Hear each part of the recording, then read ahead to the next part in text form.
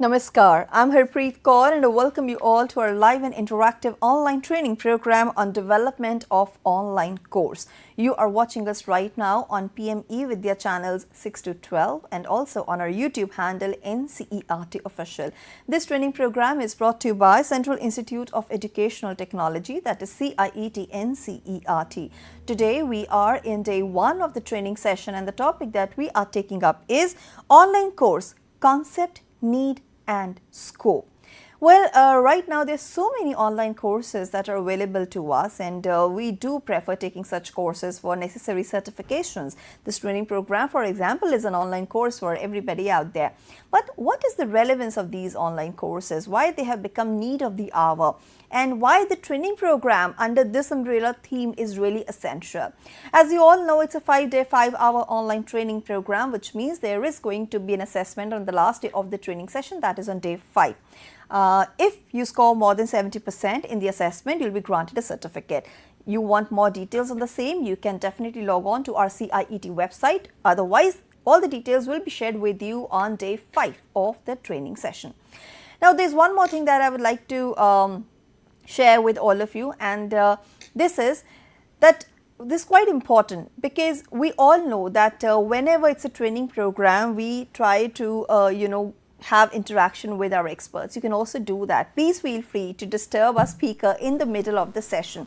Take down all the details for the same. Our phone number is 8800440559. We also have a dedicated email ID for you, that is training.helpdesk@ciet.nic.in, and on our YouTube handle NCERT Official, you can send us your questions, suggestions and of course your feedback. Well, as far as training program is concerned, sometimes it's a 5-day training program, sometimes 4 days, sometimes 9 long days. Whatever it is, all the details will be shared with you on the last day of the training session, but please feel free to interrupt us. If there is anything, you can always write back to us. Now, for this training program, for the very first time, we are trying to make it more inclusive and we have our Indian Sign Language interpreter on screen as well. We welcome Ms. Savri Rohila for this training program. Welcome, Savri.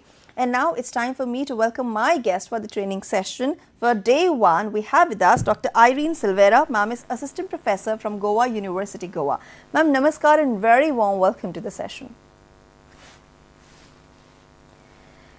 Ma'am, it's very important that first of all I ask you about the relevance of the training program, and it's the first day.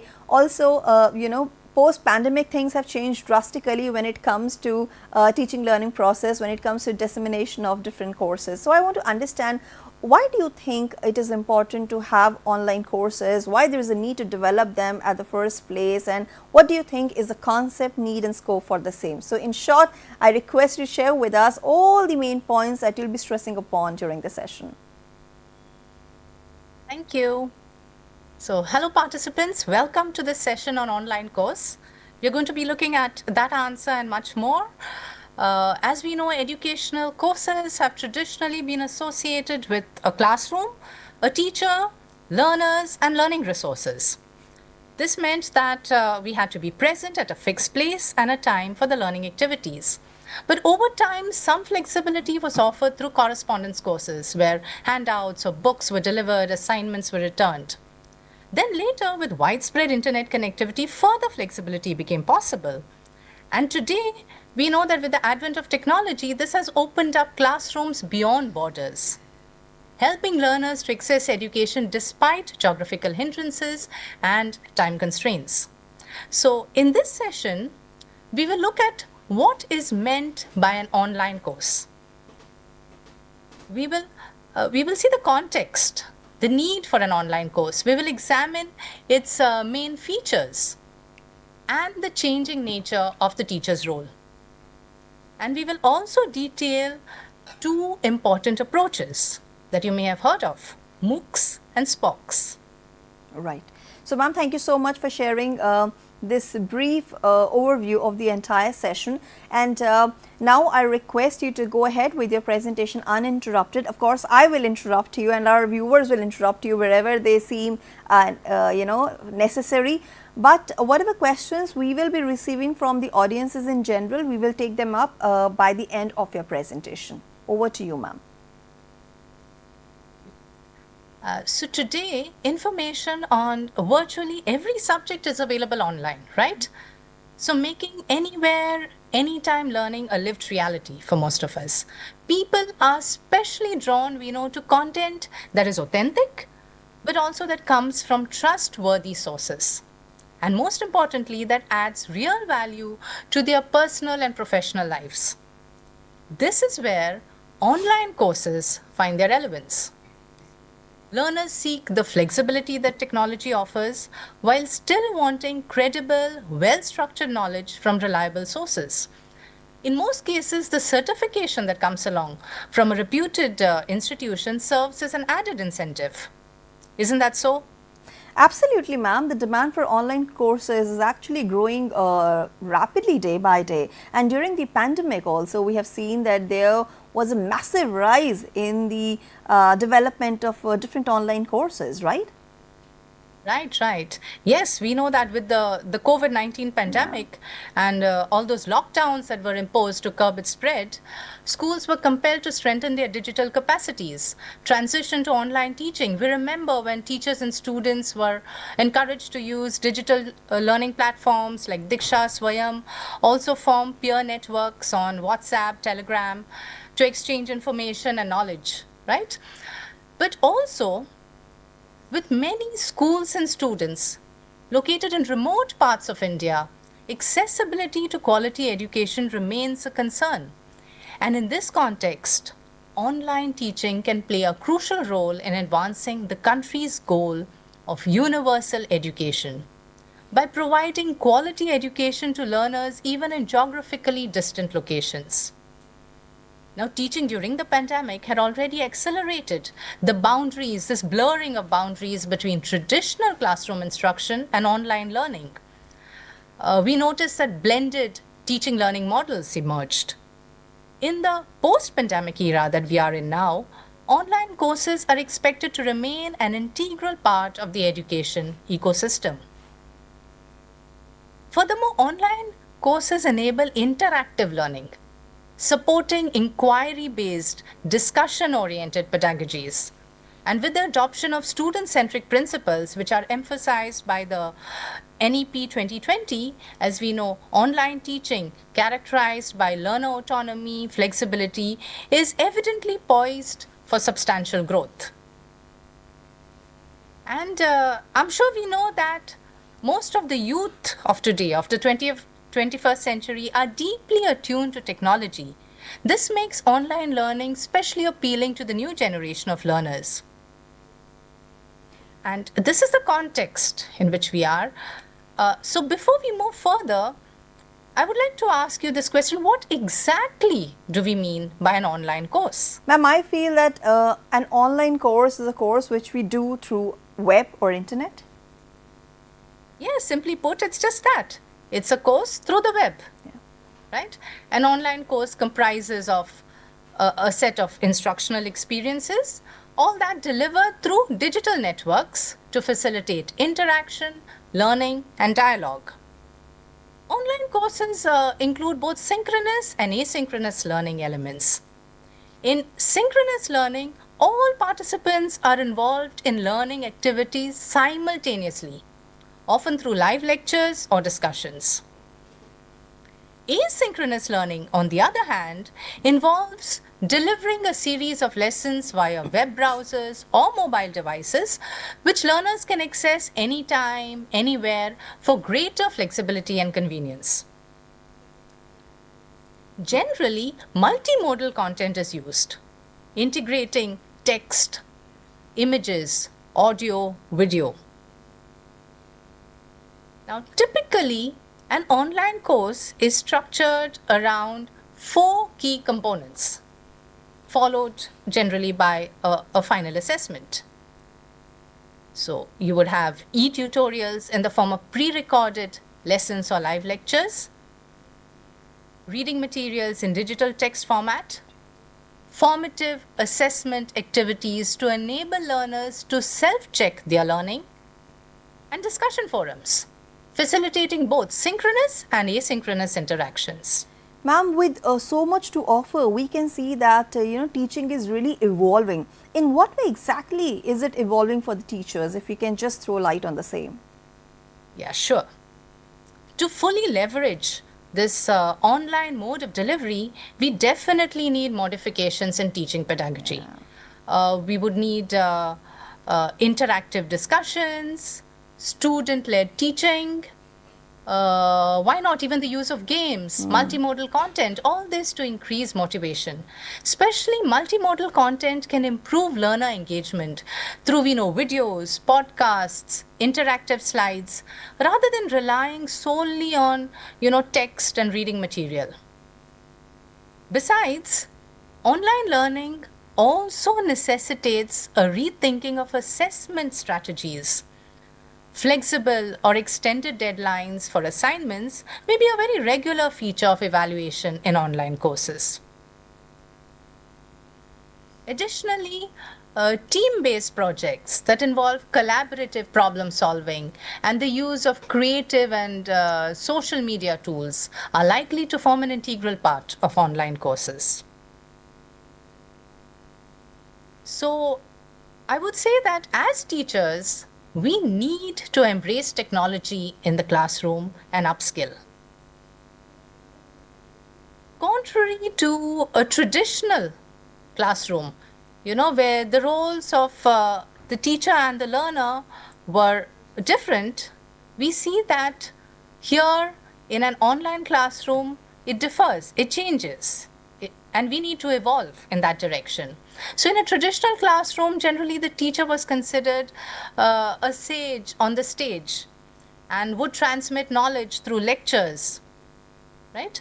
But in an online classroom, the teacher would rather function as a guide, facilitating the learning process. The teacher will not deliver notes and detailed explanations. Instead, will share pre-recorded video lectures that learners can access at their convenience. Readings, audiovisual materials, quizzes, collaborative projects, games, tasks, practical exercises, all this is employed to sustain interest and encourage independent learning. And then class time. What do we use that for? So class time would then be used primarily for discussions, reflections, very importantly for the application of knowledge. Teachers encourage participation in discussions. They moderate online discussion forums. They monitor learners' progress, and they customize the instructions and assessments. So overall, the role is quite multifaceted. An online course teacher will support and mentor learners throughout the learning. And what about the learner? Now, online learning is typically self-paced. So it requires learners to be self-motivated to complete the tasks and reach their learning goals. Autonomous learning is a defining characteristic of online learning, where learners actively and independently engage with the content, the teacher, and peers. So learners have to now become active participators. Let me ask you a question. Yeah. What, according to you, drives the popularity of online courses? I think it's low cost and of course convenience that we get, for doing these online courses. We can do them anytime, anywhere as per our flexible timings, as per our space, as per our pace. Yes, that's definitely attractive. Surely online courses offer several advantages. Affordability, very much, right? Traditional classroom-based education requires physical infrastructure, maintenance, utilities. All this is money. Ultimately, online courses significantly reduce these costs. As learners, we save on travel, accommodation, campus-related expenses, even textbook procurement, because everything comes online. So it's got this affordability, it's got flexibility, they save on travel time, so students can balance education with work, family, personal responsibilities. Study materials are made accessible to them at their convenience, allowing students to learn at their own pace. They can devote more additional time to difficult concepts, complete assignments according to their individual schedules. Online classes can be conducted in the comfort of one's home, right? Or even, why not, outdoors in nature where it's pleasant. The internet provides a wide range of interactive and multimodal learning resources. We know videos, podcasts, screencasts, slides, web links, text documents, of course, but also presentation software, video conferencing tools. All this enhances learner engagement and accommodates different learning styles. Unlike in a traditional classroom where courses are limited by faculty capacity, teachers in an online course can post study material and lectures from diverse quality platforms. Then there are other advantages which include active learning, progress tracking. Online courses also promote inclusiveness. They facilitate global peer interaction, exposure to cultural diversity. They improve accessibility for differently able learners by minimizing physical barriers and also providing assistive technological support. The lower cost of online courses means that most students from diverse social economic backgrounds can avail of high quality, specialized courses from reputed educational institutions. So all this makes online courses inclusive, plus they ease the registration and payment processes. As you well know, everything can be completed in a single click. Customizing the course is also possible through easy updates to additional resources, easy translation. And ma'am, Additionally, yeah, please continue. yes. Additionally, online courses can also be easily scaled up to reach very large and diverse learner populations. See, once they're developed once, the course content can be reused, updated, translated, and offered later on to multiple cohorts with very minimal additional cost. Right. So it's got a lot of advantages. Ma'am, you have listed so many advantages, but I'm sure picture is not always this rosy. These online courses also have their fair share of challenges. If you can elaborate on some of the challenging aspects or disadvantages maybe. Yes, you are right, because as with all good things, there are challenges that must be addressed. Teachers and learners, for that matter, need to adapt to the demands of new technologies. No? So digital literacy is important. Then we all know technical issues that crop up, like connectivity failures, software glitches, hardware limitations. All this can disrupt learning.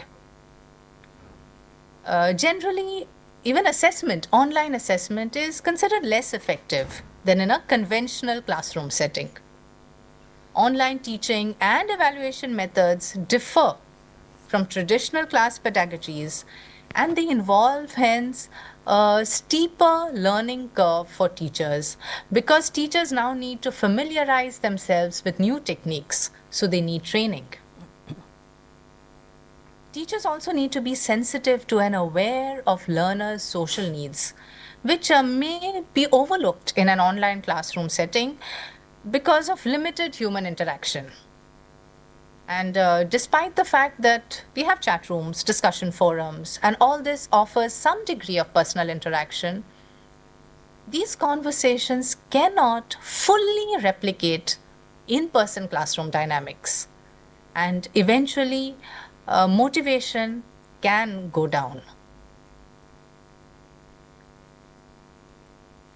Then learners on their part also, they need to invest time. They need to be self-motivated and disciplined to manage online distractions and to complete the coursework even without the teacher's physical presence. So time management for the student becomes important. then the very fact that the absence of a physical classroom structure and of fixed schedules like a timetable, all this can be disorienting for some students. Requirement for extensive independent study may also increase the cognitive load. Okay, and then we have always sensed this, right? That distance education still comes with certain misgivings that are absent with traditional classroom learning. For example, some online courses lack full accreditation, or they may be perceived as less rigorous in professional contexts. Then the fact that for an online course you don't physically go to a campus means that such courses also present reduced campus linked networking. So yes, there are some disadvantages that we need to look at and help to mitigate. But did you know that online courses have different approaches? Yes, ma'am, I've heard of MOOCs, I've heard of some other small variants as well. Yes, MOOCs, I think most of us have heard of. So MOOC stands for Massive Open Online Course, right? Yeah. So it promotes the principle of education for all. It seeks democratization of education. So MOOCs are open to a lot of people simultaneously. They are thus online courses that combine lectures in audio video format, text documents, automated assessments, hosted on an LMS, a learning management system. The vast majority of courses consist of pre-recorded videos meant to simulate a teacher's presence. Occasionally, teachers can also organize live sessions with their students, providing opportunities for students to connect directly with the teacher and ask questions. And why not? MOOCs may also offer meetups and in-person get-togethers. These are generally organized and could be useful for participants who would like to meet up with other course participants in their area and to discuss course topics or probably even work on group projects. And so meetups is also a possibility. Now MOOCs have, as you know, synchronous, which are live components, and asynchronous, more like self-guided components. And then there are blended components, both. So MOOCs can be synchronous when everyone in the course follows the same elements or the same modules of the course at the same time.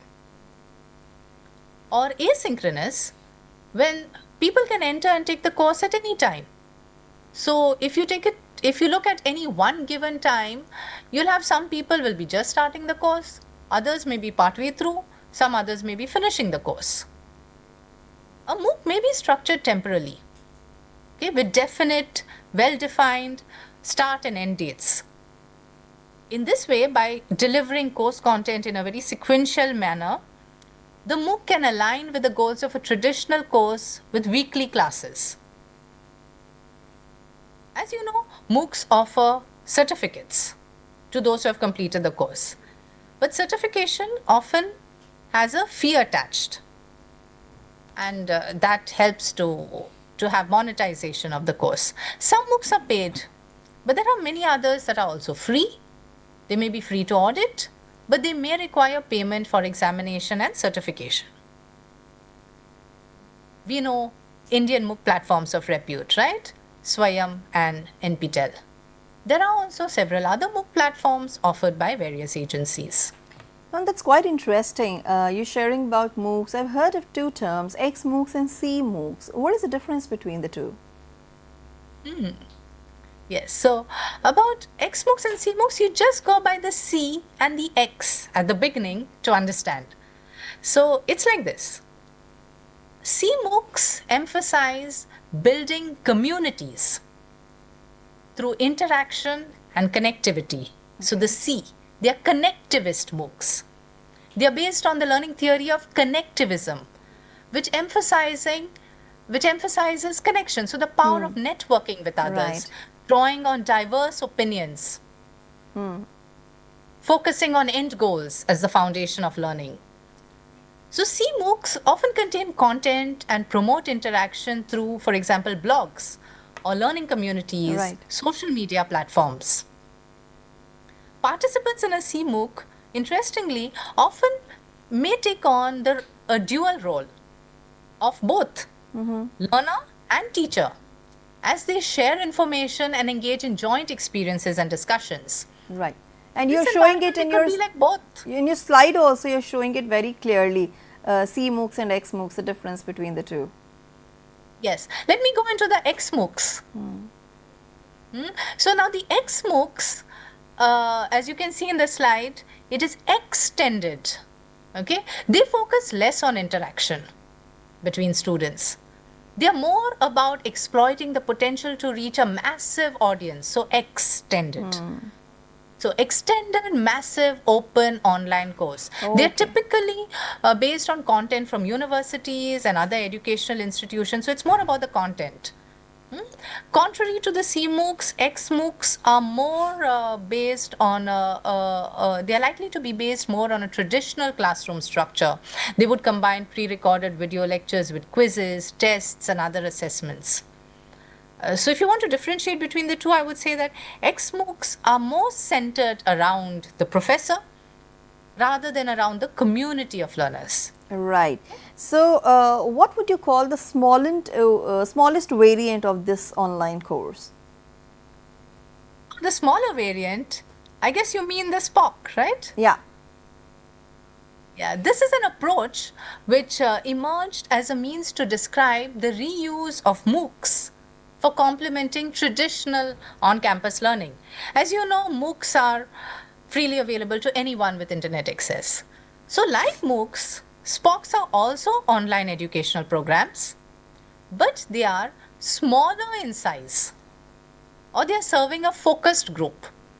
They offer custom-made courses to small, specific groups, localized, restricted. Okay, those are keywords.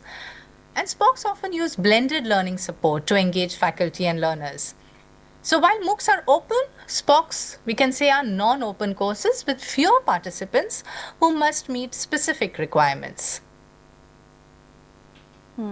At times, now to delve a little deeper into SPOCs, at times SPOCs have been developed in the university environment by applying the teaching resources used in MOOCs as a training course for the teaching staff, or at other times a SPOC would serve as a supplement to degree courses, strengthening blended teaching learning. So, we can Teacher-student relationship is stronger in SPOCs. Yeah. Right? Than in MOOCs, because it's a smaller number of learners. No? So naturally, wouldn't you say that SPOCs will have higher learner participation, a better completion rate than MOOCs? Essentially, you can say that SPOCs are online courses, but with a human touch. So they combine online resources and technology with personal engagement between teacher and students. I think so. The main difference has to do with the MO of MOOCs and SP of SPOCs, right? Absolutely. That's where that's the difference that you can see, right? So a MOOC provides a large, free, interactive learning platform. So you have the M, which is massive, large learner numbers, and it's open. So learning through MOOCs need not be limited by geographical location, class time, classroom space. No, it allows all students who wish to learn to join. And it's a course. Okay, it's online via the internet. It's a course. It empowers learners also to be active learners. Online discussion contributes to peer engagement. Learning outcomes are in students' hands. Problems are addressed quickly. Okay, but remember that MOOCs serve far too many students, and this places a heavy burden on teachers. Although learners' participation and progress are formally recognized upon course completion, we must bear in mind that high dropout rates do raise concerns about sustained engagement and learning effectiveness. I think that's where SPOC comes really handy, because it can mitigate those challenges that are posed by MOOCs, right?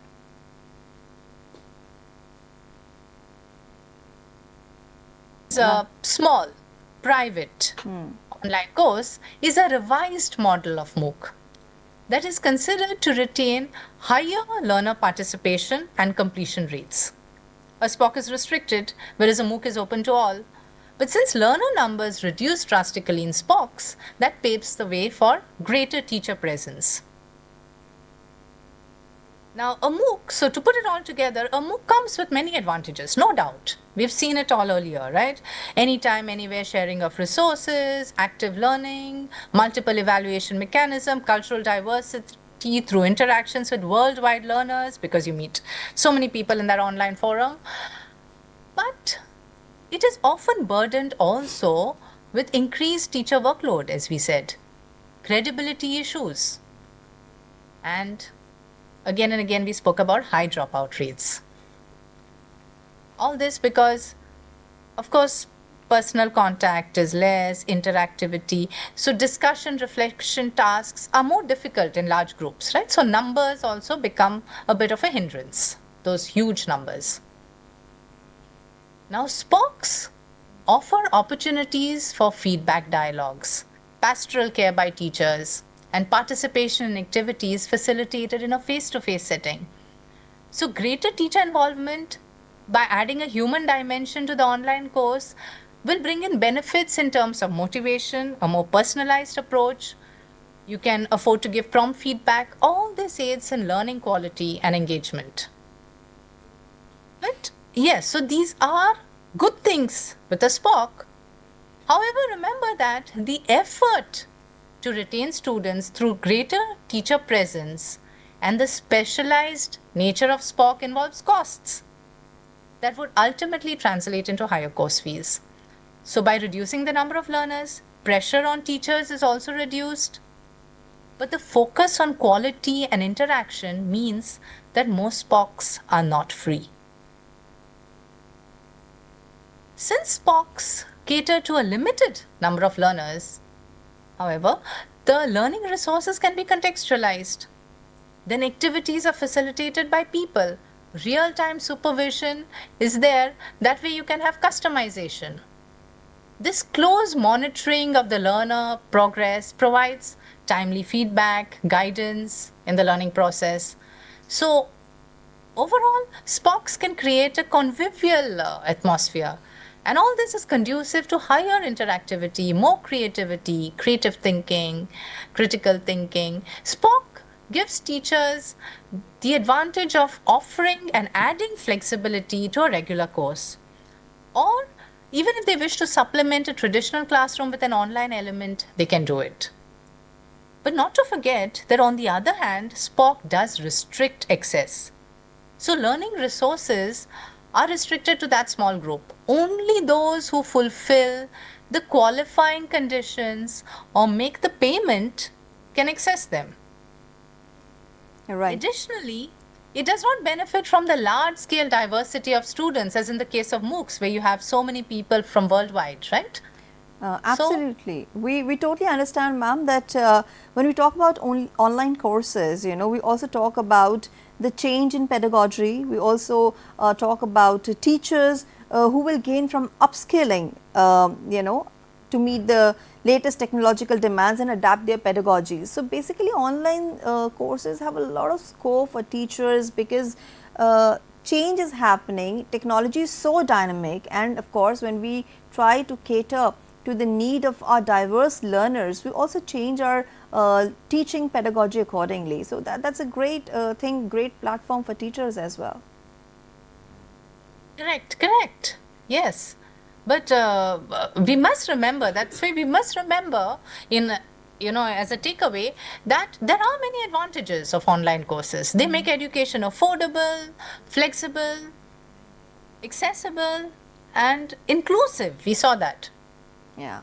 So MOOCs provide for anytime, anywhere learning to many learners. Then we also have SPOCs that marry traditional pedagogical principles with the new technology-driven ecosystem.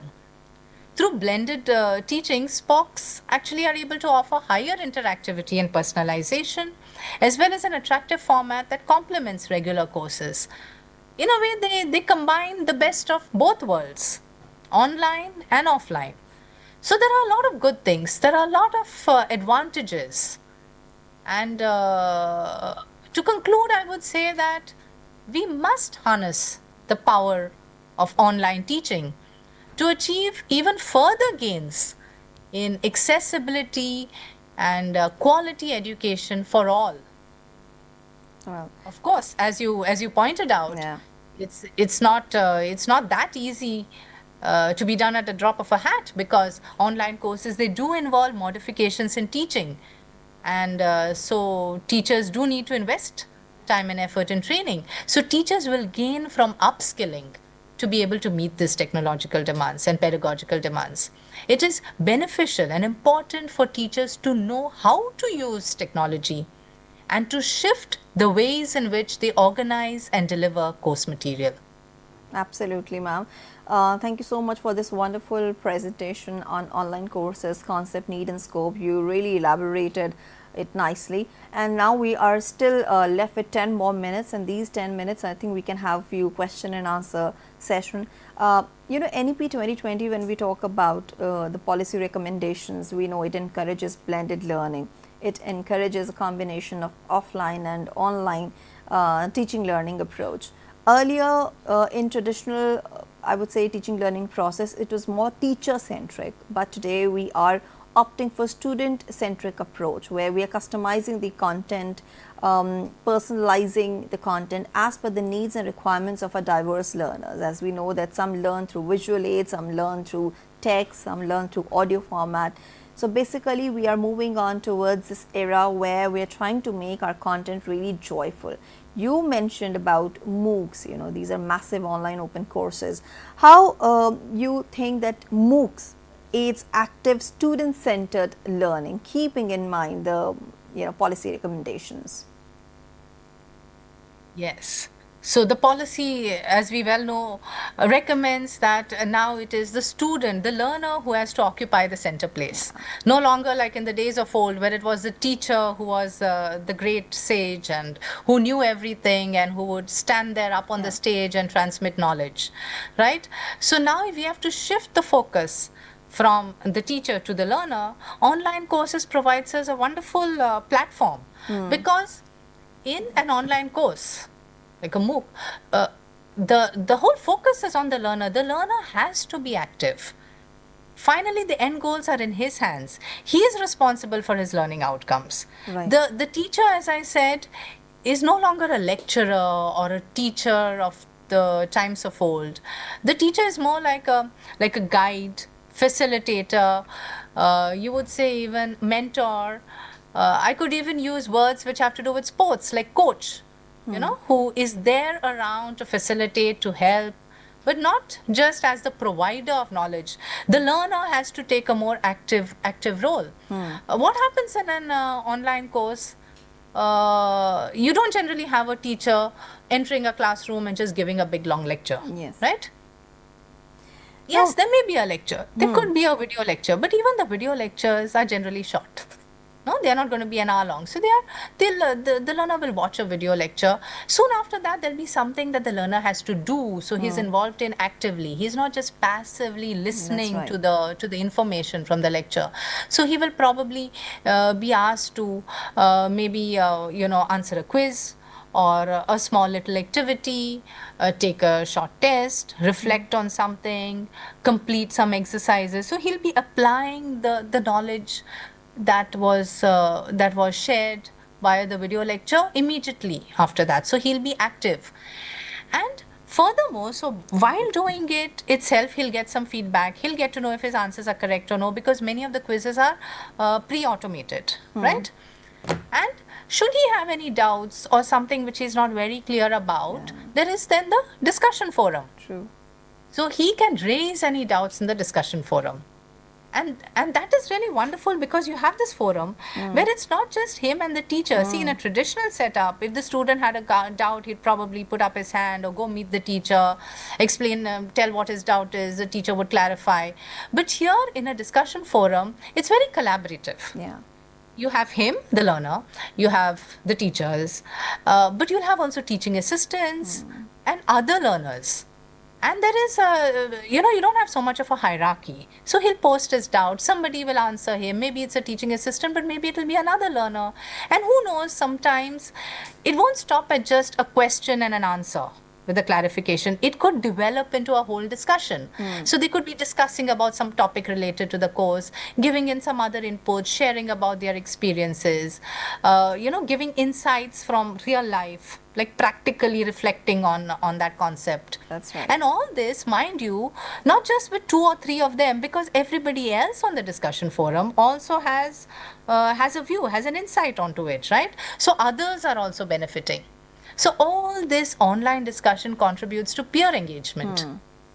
And learning is happening not just with the teacher supplying or providing knowledge to the student, but this knowledge being co-created, being created collaboratively by the learner, actively participating, and others True. who are also learners. So learners are also playing that role.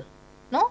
And the learning outcomes are finally in the learner's hands. So the student who participates more, who's more involved, will obviously take back more. So the learning happens not by being a passive receiver, but by participating. And why not sometimes even the assignments that they have or the exercises, they can discuss about it in that discussion forum. Even the correction can be done mutually. They can correct it and discuss and get more insights. So even if they have any doubts, the problem can be addressed quickly. Often you have the teaching assistants, the forum moderators, the teacher who are there on the forum, who are visiting the forum, who are checking all this. So any problems are addressed quickly, and this is very good for learning, we know. This improves learning efficiency. So yes, I would say the policy recommends active learning, student-centered approach. An online course is apt for it, right? Because of all these factors. So ma'am, when you're talking about online courses, you have listed all these advantages in your presentation. Also, you mentioned some of the benefits. Today, we are also in the era of artificial intelligence, and artificial intelligence certainly helps in making these courses really popular. They cater to the demands of each and every user. We have so many educators, innovators, content creators out there. What do you think is the role of artificial intelligence in making these courses all the more popular? Yes. So we have technology, and now we have the latest technology, right, with AI. Yeah. So we should check it out, we should look at it, but at the same time be careful, right? Because we need to double check on everything that we get out there. So we can't just blindly take it. Again, this goes back to the learner being more actively involved. We have to exercise our own reflection. We have to double check on all the information, make sure that it's correct. At the same time, there are many tools that do ease out some of the routine tasks, and that can help us. Right. Ma'am, you said that some of the routine tasks can be delegated to others, especially teachers when it comes to preparing a course, devising a lesson, planning a lesson. AI comes really handy. And teacher gets sufficient time to plan a chapter as per the needs and requirements of individual students. She also has a lot of other responsibilities on her or his head. How do you think that these online courses, along with the technological advancements that we have in the form of AI, really help teachers in navigating the challenges that come with balancing everything, the routine administrative task and of course teaching the students? So this is where technology is coming to our rescue, right? So we live in an era where we have so many tools and so much of technology to assist us that all we need to do is pick and choose what is good for us. Yeah. So routine tasks, things which are more mundane and which are lower order, can be offset with tools and with intelligence. And we can use more time towards the more creative conceptualizing of courses. So we can take ideas from there and then further develop it. We can also use peer support. So discussing with other teachers is important.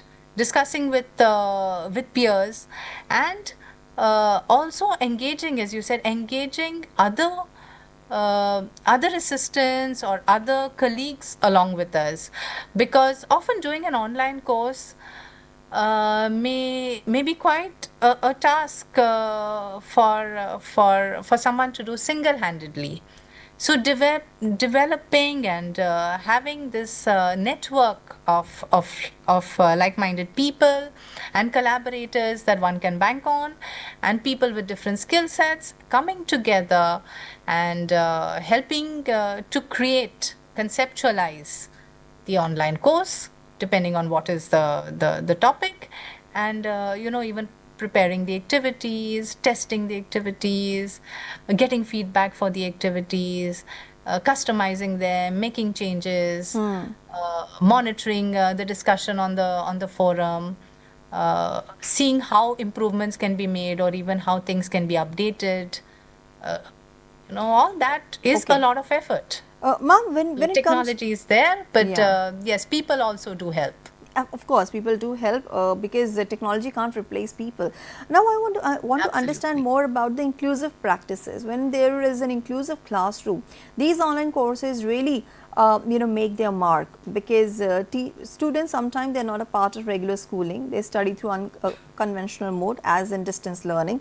So, I want to understand what are some of the best strategies that can be adopted through these online courses for diverse classrooms.